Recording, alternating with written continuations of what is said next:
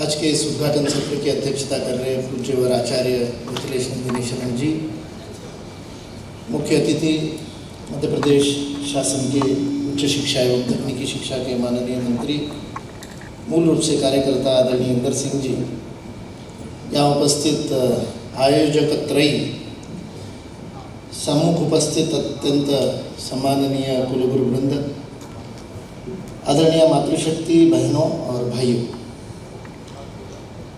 इस राष्ट्रीय स्तर के शोधार्थी समागम के लिए हम सब लोग यहाँ एकत्रित आए हैं और 3 दिन तक आनंद करेंगे, क्योंकि बिना आनंद के ज्ञान नहीं होता है और बिना ज्ञान के आनंद भी नहीं होता। दोनों अनन्याश्रित है, इसलिए आप यदि लंबे चेहरे करके इस सभागार में बैठे रहेंगे तो ना तो शोध होगा, ना ज्ञान होगा, ना आनंद होगा। इसलिए इसको नाम भी सामान्यतः कॉन्फ्रेंस, सेमिनार, संगोष्ठी ऐसे सारे जो नाम होते हैं वो नाम नहीं है, ये मीट है। अंग्रेजी में रिसर्चर्स मीट कहा है और हिंदी में समागम कहा है। मित्रता करने के लिए जहाँ एकत्रित होते हैं वो मीट होती है, जहाँ मीत मिलता है वो मीट होती है।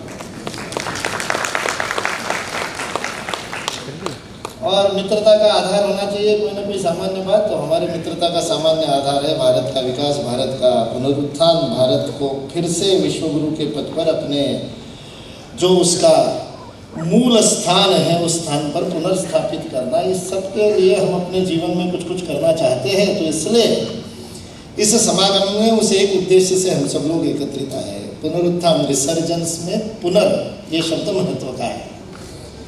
ये नवोत्थान नहीं है, ये नवनिर्माण नहीं है, ये कुछ नए भारत के निर्माण की बात नहीं है। ये वास्तविकता में अनादिकाल से चले आ रहे इस राष्ट्र के राष्ट्रीय कर्तव्य को पुनः एक बार अपने शक्ति, सामर्थ्य और क्षमता के साथ में करने का संकल्प है। इसलिए ये पुनरुत्थान है, ये शब्द बड़ा महत्वपूर्ण है। इसलिए ये पुनरुत्थान के उद्देश्य से समागम है, पुनरुत्थान के उद्देश्य से एकत्रित आना, एक दूसरे के साथ अपने विचार बांटना। इसलिए उसका बोध वाक्य भी इन्होंने लिया है, वादे वादे जायते तत्व बोध है। वाद का अर्थ वो नहीं है जो आजकल लिया जाता है, यहाँ वाद का अर्थ है वद धातु से, वद यानी बोलना, बोलना। एक दूसरे से बात करेंगे तब तो संवाद होगा और उस संवाद में से ही मौलिकता से मूल तत्व को समझेंगे। जब चारूचंद्र जी बोल रहे थे, नाम भी इतना सुंदर है और काम भी बड़ा ज़बरदस्त है। जब पहली बार मैं चंडीगढ़ के NITTR में गया था और उस काम को देखा था, मैंने कहा अच्छा भारत में ये भी काम होता है। बड़ा महत्वपूर्ण कार्य इनके पास में है कि तकनीकी शिक्षा के शिक्षकों को प्रशिक्षण दें। इसलिए वो जब कह रहे थे कि बिना विषय के या किसी एक विषय पर केंद्रित ना होते हुए अनेक विषयों के लोग शोधार्थी यहाँ पर एकत्रित आए, उन्होंने संभवतः लगा ही दिया था कि ऐसा शायद संभवतः पहली बार हो रहा है वगैरह वगैरह। तो मुझे स्मरण आया कि भारत में पहली बार कुछ नहीं होता है, हम कह ही नहीं सकते कि पहली बार हो रहा है। किसी भी बात के लिए हम ये कहने लगे कि पहली बार हो रहा है तो वो हमारा अज्ञान होता है कि हमको पता नहीं कितनी बार हो गया होगा। गौतम की धर्मसभा में क्या हो गया होगा और याज्ञवल्क्य की सभा में क्या हुआ होगा और जनक की सभा में क्या होता होगा। ये तो आजकल के शब्दावली आ गई, multidisciplinary, interdisciplinary, transdisciplinary. ये तो क्या है ना, गोल गोल चलने की खंड खंड वृत्ति ऐसे गोल गोल चलती है। पहले तो उसको खंड खंड करो, specialisation, super specialisation, super super super super duper specialisation, और बाद में कहो अरे इसमें तो आपको बहुत छोटा सा अंश मिल रहा है, तो अब सब मिलकर के जनरलाइजेशन। अनिल जी ने विज्ञान की बात की तो विज्ञान का आधार ही स्टैंडर्डाइजेशन है। मेरी अनुभूति और आपकी अनुभूति यदि समान नहीं होगी तो विज्ञान नहीं। मतलब ये पश्चिम वाला कहता है, मैं उनकी भाषा, मैप कॉस्ट वाली परिभाषा बता रहा हूं। If a phenomena can be observed by everybody in the same way, then only it is science, isn't it? और हमारे यहाँ तो अद्वितीयता की बात की है, हमारे यहाँ तो मौलिकता की बात की है, हमारे यहाँ तो बात की है कि कोई भी दो अनुभूतियाँ एक जैसी हो ही नहीं सकती। अभी यहाँ पर इतने लोग 280 का इन्होंने शब्दावली बताई, तो 280-300 लोग जो यहाँ पर बैठ करके इस मंच को देख रहे हैं और मुझे सुन रहे हैं, तो आपकी श्रवणेंद्रिया सबकी वही शब्द सुन रहे हैं, वही पदाघात आपके कर्णपटल पे हो रहा है, वही आपके मस्तिष्क में जा रहा है, किंतु ग्रहण आप अलग अलग कर रहे हैं, बिल्कुल व्यक्तिगत कर रहे हैं, बिल्कुल अद्वितीय कर रहे हैं, बिल्कुल यूनिक कर रहे हैं, बिल्कुल इंडिविजुअल कर रहे हैं। किसी भी दो लोगों की ग्रहण शक्ति समान नहीं है। इसलिए आप अपनी पूर्वानुभूति को लेकर के, आपके पूर्व के अनुभव को लेकर के, उस आधार पर, आप में से अनेक लोगों ने मेरे को पहले कई बार सुना है, तो इसलिए मैं भी चेहरे देख करके नाम भी मुझे स्मरण आते हैं आप में से अधिकतर लोगों के। अधिकतर मित्र यहाँ पर बैठे हैं, इसलिए मेरे खड़े होते ही आप में से कई लोगों ने सोचा आज तो ये बोलेंगे, क्योंकि 50 बार आपने सुना है और अभी प्रतीक्षा कर रही है कब आएगा, ये कब आएगा। मैं जानता हूँ आपके पुराने नोट्स आपके मन में जा रहे हैं, उस पूर्वानुभूति से आप ग्रहण कर रहे हैं, इसलिए प्रत्येक की ग्रहण शक्ति अलग है। इसलिए इस बात को समझना आवश्यक है। इस शोध का कार्य करने के लिए हमारे जो करण है, किसी भी ज्ञान को प्राप्त करने के लिए हमारे जो करण है, इंस्ट्रूमेंट्स है, उपकरण है, ज्ञानेंद्रिय है, उन ज्ञानेंद्रियों की क्षमता के आधार पर तो ज्ञान प्राप्ति होगी ना। तो पहले स्टैंडर्डाइजेशन के नाम पर कि सबकी ज्ञानेंद्रिया एक जैसा ग्रहण करती हो तो ही वो विज्ञान, तो ही उस अनुभूति को वैज्ञानिक मान्यता मिलेगी। इसलिए पहले स्टैंडर्डाइजेशन का, और स्टैंडर्डाइजेशन संभव नहीं है। ईश्वर की सृष्टि में इतनी अद्वितीयता है कि सामान्यकरण संभव ही नहीं है, जनरलाइजेशन। इसलिए फिर क्या किया, इसलिए सेपरेशन ऑफ एविडेंस हुआ। यही हुआ, डार्विन की थ्योरी सिद्ध करनी थी, इसलिए ऐसे सारे फॉसिल्स दबा दिए गए जो डार्विन के थ्योरी के विपरीत जाते थे। आज भी आप नेट पे जाकर के डार्विन के थ्योरी के चैलेंज को केवल is Charles Darwin right Google कीजिए, आपको दुनिया भर के इतने एविडेंस मिल जाएंगे जो कहेंगे कि डार्विन गड़बड़ है। उसी समय डार्विन का समकालीन पीटर क्रोप्टोकिन है, रशिया का वैज्ञानिक है, और पीटर क्रोप्टोकिन कहता है it is not struggle for existence, it is not survival of the fittest. संघर्ष नहीं कर रही सृष्टि, सृष्टि ये नहीं कह रही कि केवल सुयोग्य ही बचेगा, it is neither natural selection. तीनों बातों को नकार रहा है पीटर क्रोप्टोकिन, और डार्विन के विपरीत नहीं कह रहा वो, मतलब डार्विन का विरोध करने के लिए, खंडन के लिए नहीं कह रहा है, उसने अपना सिद्धांत दिया। वो पीटर क्रोप्टोकिन कहता है विश्व म्यूचुअल एड पर चलता है, जो आपके इस समागम का थीम है, कि एकत्रित आकर के एक दूसरे के सहयोग से सृष्टि चलती है। उसने सारे सिम्बायोटिक रिलेशंस के बारे में, एक दूसरे का किस प्रकार से सहयोग सृष्टि करती है, उसका उदाहरण देते हुए पीटर क्रोप्टोकिन ने पूरी थ्योरी बनाई कि ये सारी सृष्टि एक दूसरे के साथ संबंधित है, एक दूसरे के साथ लेन देन करती है। बिल्कुल डार्विन के पैरेलल, सेम एक ही वर्ष के अंदर ये दोनों पुस्तकें छपी। लेकिन पश्चिम को हर्बर्ट स्पेंसर ने उठा करके डार्विन के स्ट्रगल फॉर एग्जिस्टेंस को सोशियोलॉजी में और सोशल साइंसेस में हर्बर्ट स्पेंसर ने लागू कर दिया, और लगा कि व्यापार के लिए, इकोनॉमिक्स के लिए, सोशल साइंस के लिए ये सर्वाइवल ऑफ द फिटेस्ट ज़्यादा काम का है, तो पीटर क्रोप्टोकिन को भुला दिया गया, सप्रेस कर दिया। इसलिए पहले स्टैंडर्डाइजेशन पे चले, फिर स्पेशलाइजेशन पे आए, अब इंटरडिसिप्लिनरी पे आ रहे हैं। चक्र पूरा हो रहा है। हमारे ऋषियों ने पहले से इस द्वंद्वात्मकता को समझा था। हमारे ऋषियों ने पहले से ज्ञान की, प्रज्ञा की, अभी इतना सुंदर मेधा सूक्त आपने गाया, प्रणाम है आपको, अद्भुत।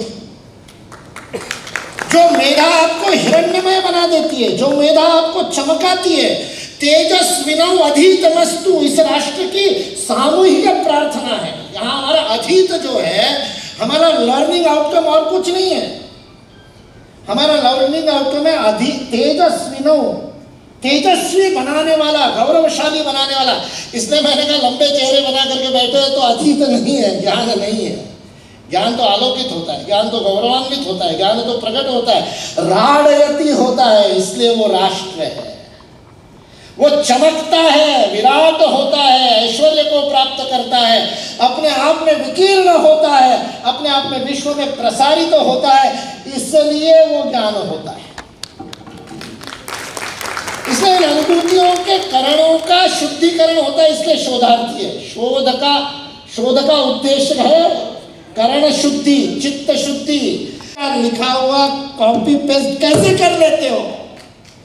तेलुगु में कहावत है, थूका हुआ चाटोगे तो, तेलुगु की कहावत कहती है थूका हुआ चाटोगे तो नहीं, वैसे ही गिरा जो शब्द से बाहर निकले वो भी थूक के समान है। इसलिए प्रत्येक शब्द को सोच समझ करके बोलो, क्योंकि एक बार बाहर निकल गया तो वापस नहीं जा सकता। मुंह से निकला हुआ मुंह में वापस नहीं डाल सकते। फिर भी व्हाट्सएप पे रोज फॉरवर्ड करते बिना सोचे समझे, जैसा आया वैसे फॉरवर्ड कर रहा हूं। अरे सोच तो भाई, अंदर तो डाल दिया है ना भगवान ने इधर कुछ। If you are forwarding it, you are agreeing with it, you agree with it, then only you forward. नहीं नहीं मेरी बात नहीं है, किसी ने भेजा था तो तूने काहे को भेजा? भेजा नहीं है क्या तेरे पास? तूने काहे आगे भेजा? समझो, अध्ययन करो, फिर आगे बढ़ाओ। इसलिए ये द्वंद्व है, उच्छिष्ट के और मौलिकता के बीच का द्वंद्व है जो शोधार्थी को पूर्ण करना। इसलिए मौलिकता आपको मूल्य देती है, मौलिकता भी मूल से आया, मूल्य भी मूल से आया, जो जिसकी उपपत्ति जितनी निकट है। भगवत गीता का अद्भुत शब्द है, सबसे पहला अपशब्द जो भगवान श्री कृष्ण ने अर्जुन को कहा है ना, सबसे पहली जो गाली भगवान कृष्ण ने गुस्से में अर्जुन को दी है वो तो क्लिब है, क्लैप्यम मां समगप्पा, क्लैप्य का ताकत मत प्राप्त कर।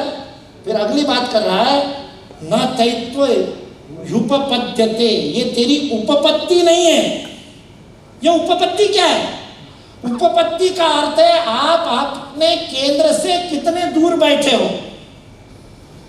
उपपत्ति का अर्थ है कहां बैठने की आपकी पात्रता है। इसको जो समझाता है वो व्यास है। उस वर्तुल का जो व्यास है, उस व्यास को समझा करके आपकी उपपत्ति को केंद्रगामी बनाता है, उसको गुरु कहते हैं। वो गुरुत्व की ओर आपको ले जाता है। तो हमारी उपपत्ति का निर्धारण हमारी शुद्धता पर होता है। कौन कितना शुद्ध है, किसकी वाणी कितनी शुद्ध है। शब्द प्रयोग होता है, हमने ये कुलगुरु शब्द प्रयोग करना शुरू किया सब जगह पर, और धीरे धीरे सभी राज्यों में भी कुलगुरु शब्द प्रयोग हो, क्योंकि कुलपति कुलपति चलता है। उपनिषदों में भी कुलपति नहीं है ऐसा नहीं, कुलपति भी है, लेकिन अंग्रेजी का शब्द तो इतना खतरनाक है, प्रयोग करते हैं। वाचा शुद्धि के बजाय ध्यान ही नहीं दिया। इसलिए जब तक वाचा शुद्धि पे ध्यान नहीं देंगे, चित्त शुद्धि, और चित्त शुद्धि के बाद इंद्रिय शुद्धि, और उसके बाद कर्म शुद्धि, ये सारी शुद्धि होगी तब तो शोधार्थी बनेंगे। शोधार्थी बनने की प्रक्रिया है। इसलिए मुकेश जी कह रहे थे 3 दिन सारे सत्र अटेंड करने, बड़ा कठोर लगता है। और नहीं करना था तो घर छोड़ के आएगा कोई, यहाँ पे घर ही बैठते ना। अपने आप को शोधार्थी मानते हैं तो एक एक क्षण का प्रयोग करेंगे।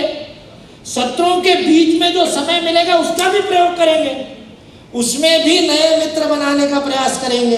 सारे देश भर में से लोग आए, बार बार इन लोगों ने क्यों बताया? ताकि आप जिसके साथ आए हो उसी सखा या सखी का हाथ पकड़ करके वापस ना चले जाओ। अभी यहाँ बैठे भी वैसे ही है, जो लोग साथ में है वो साथ में ही बैठे हैं। हर सत्र में किसी और के साथ बैठो ना, तब तो दोस्ती होगी। नई दोस्ती बढ़ाने के लिए, नई मित्रता बढ़ाने के लिए कुछ समय के लिए पुरानी का त्याग करना पड़ता है।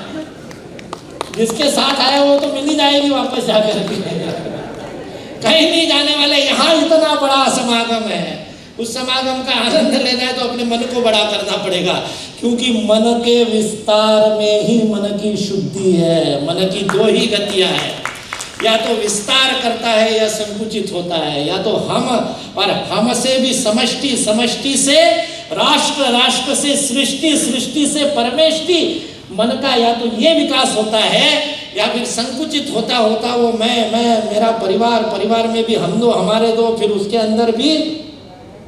कल ही बेचारे ने आत्महत्या कर ली। अभी पुरुष आयोग की बात चल रही है, मतलब महिला आयोग हो गया तो अब पुरुष आयोग। और आजकल इन डरपोक लोगों को जो जीवन में संघर्ष नहीं कर सकते और जीवन के संघर्ष को सहन नहीं करके लटक जाते, उनको एक नया शगुफा मिल गया, मोबाइल खोल करके और सारी दुनिया को बताते हैं मैं कितना डरपोक हूँ, मर रहा हूँ। और दूसरे को दोष दे करके मर जाते हैं और महिमा मंडन करते हैं हमारे मीडिया वाले उन लोगों का। और उस महिमा मंडन के बाद आयोग बोला पुरुष आयोग, महिला आयोग। अरे मैंने कहा ना तो महिला आयोग की आवश्यकता है ना पुरुष आयोग की आवश्यकता है, हमारे यहाँ योग्य परिवार की आवश्यकता है, परिवार प्रबोधन की आवश्यकता है।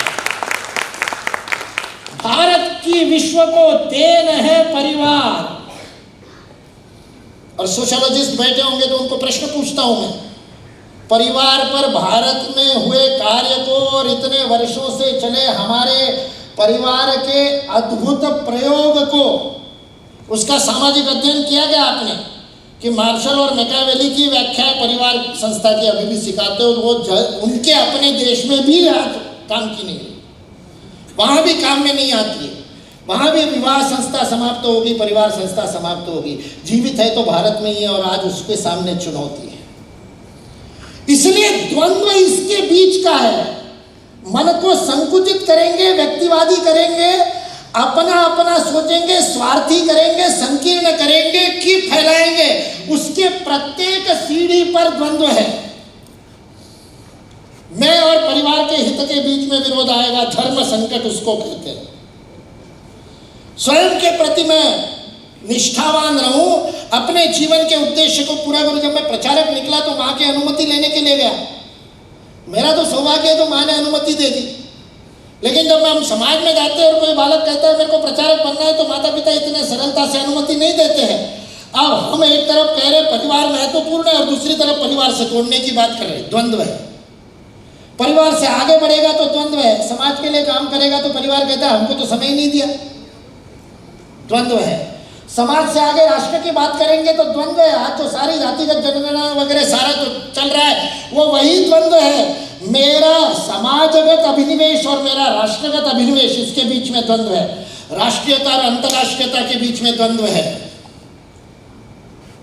सृष्टि और मनुष्य के जीवन के बीच में द्वंद्व है। सारा पर्यावरण का खेल वही है, विकास या पर्यावरण, विकास या विनाश के बीच में जो द्वंद्व चलता है वो सृष्टि और मनुष्य का संबंध क्या होगा, उसका द्वंद्व है। इस अस्तित्व के, इस विस्तार के, मन के विस्तार के प्रत्येक स्तर पर जो द्वंद्व है, उस द्वंद्व का उत्तर देने का नाम ज्ञान है। उसका उत्तर देने का नाम है। हमारे ऋषियों ने वो काम किया, स्मृतियों ने वो काम किया। श्रुति के शाश्वत ज्ञान को समाज के इन द्वंद्वों से परे जाकर के टूटने की जगह जोड़ने का जो काम करता है वो ज्ञान है। जो तोड़ता है वो विज्ञान है, जो जोड़ता है वो ज्ञान है। ये वाला नहीं विज्ञान, ये भी तोड़ ही रहा है अभी का जो है। लेकिन विज्ञान शब्द का ही अर्थ है विशेषत्वेन ज्ञायति, अद्वितीयता का, विशिष्टता का जो ज्ञान है वो विज्ञान है। एकत्व का जो ज्ञान है वो ज्ञान है। इसलिए 9वें अध्याय में भगवान श्री कृष्ण कह रहे ज्ञानम विज्ञान सहितम, दोनों के साथ में तुमको समझा रहा हूं। सारे सृष्टि के भासमान नानात्व के अंदर, this apparent diversity of the existence, उसके भीतर छिपे हुए एकत्व को समझना ज्ञान है। कि उसे एक से ही ये नाना अभिव्यक्ति हुई है, ये समझना ज्ञान है। लेकिन जो अभिव्यक्ति हुई है वो अपने आप में अद्वितीय है, उसकी अद्वितीयता को जानना विज्ञान है। Exactly opposite definition of standardisation. इमली के अंदर 1 लाख से अधिक पत्ते होते, 2 पत्ते एक जैसे नहीं होते। उस प्रत्येक पत्र की अद्वितीयता के साथ अपनी चेतना की एकात्मता बना करके उसकी विशिष्टता को समझना विज्ञान है। इसने लॉब्सम रांगपा ने, ब्रिटिश था वो, लेकिन जाकर के जैन बुद्धिज्म में काम किया और लासा में रहा और उधर पहाड़ियों में रह करके अनेक जैन साधुओं के साथ साधना की। उसने उसके ऊपर पुस्तकें लिखी। वो लॉब्सम रांगपा लिखता है, जब पहली बार मैं गया और वो बॉटनी वाला था, तो उसने अपना ज्ञान बताया, मैं बॉटनी में हूँ। उसको जो गुरु मिला, उस गुरु ने कहा अच्छा यू नो बॉटनी, क्या क्या किया? तो बोले हमने पेड़ों को समझा। बोले कैसे समझा? बोले काट के समझते, कितनी लेयर है, क्या है। वो अपने शिष्यों को बड़े आनंद से कहता है अरे आओ आओ, इसको इतना अधिक ज्ञान है कि ये मरे हुए कटे हुए पेड़ को जानता है।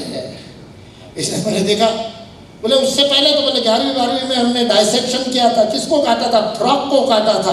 गुरु कहता ताली बजा करके कहता अद्भुत, मरे हुए मेंढक का पूरा ज्ञान लॉब्सन को है। अब लॉब्सन बोलता है ये क्या कह रहे हो?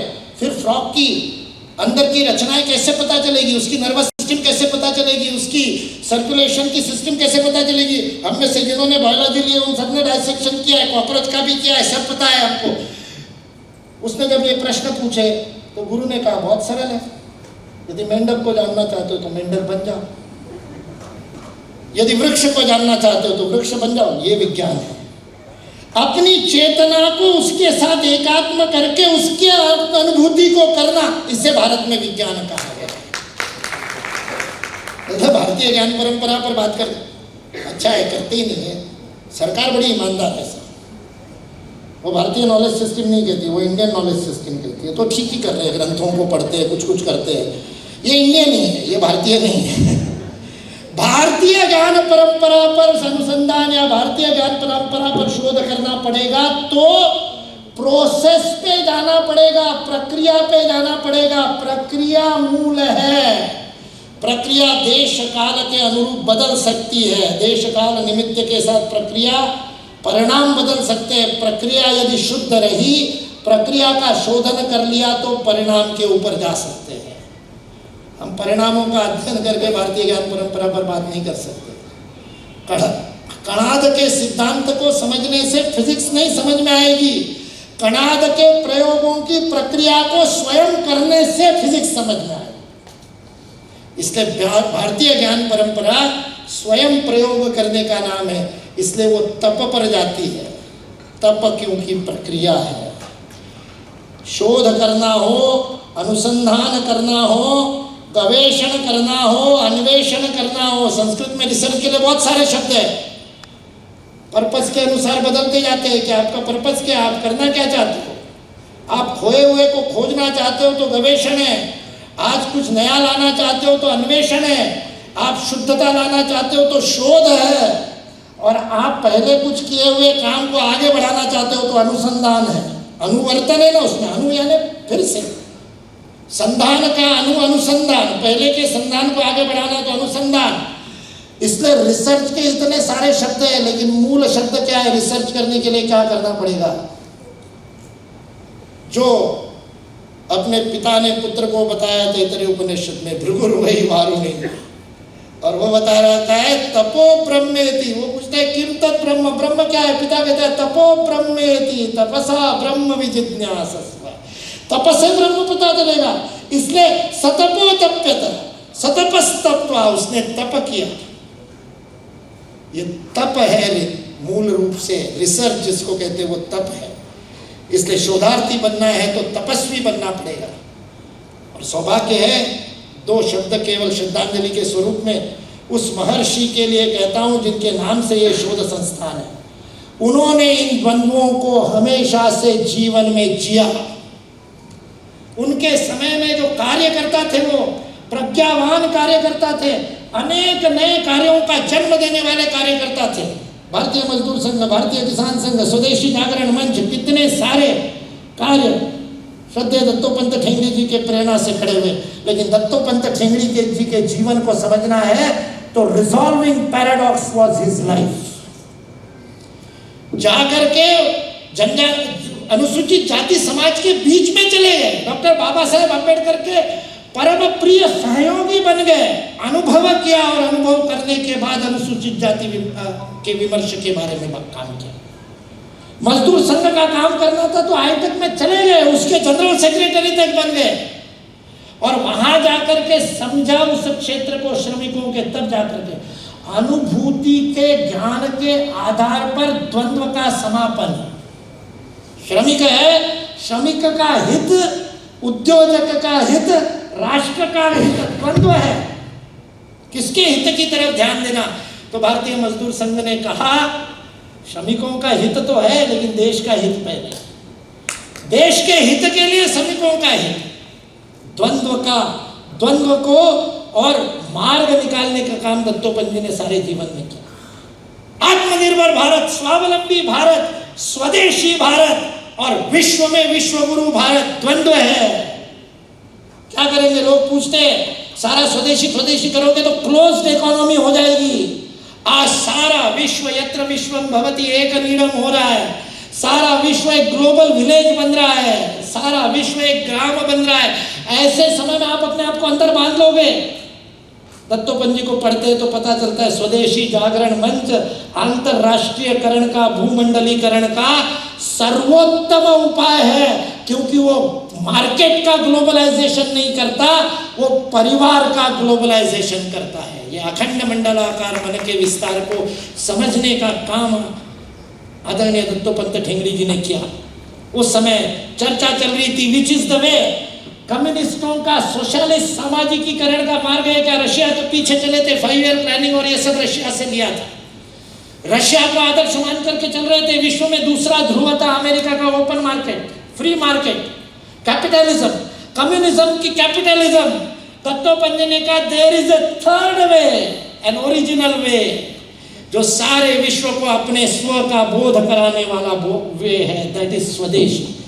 इसलिए हर द्वंद्व में से मार्ग निकालने का काम जो रिसर्च का मूल कार्य है, उस कार्य को जिन्होंने अपने जीवन पर्यंत किया, ऐसे श्रद्धेय दत्तोपंत जी ठेंगड़ी राजनीति में भी वही काम कर रहे थे। उनके हाथ की, उनके नोट्स लिए हुए दैशिक शास्त्र की पुस्तिका मेरे को मिली है किसी की कृपा से। बचपन से उनके दर्शन करने का मुझे सौभाग्य मिला। उन दत्तोपंत जी के नाम से जो शोध संस्थान चल रहा है, उस शोध संस्थान के इस राष्ट्रीय समागम में ये 3 काम हम करें। अपनी शुद्धि करें, मौलिकता का प्रयत्न प्रारंभ करें और द्वंद्वों में से मार्ग निकालने का ये इन 3 बीजों को आपके सामने रख करके अपने वक्तव्य को समाप्त करता हूं।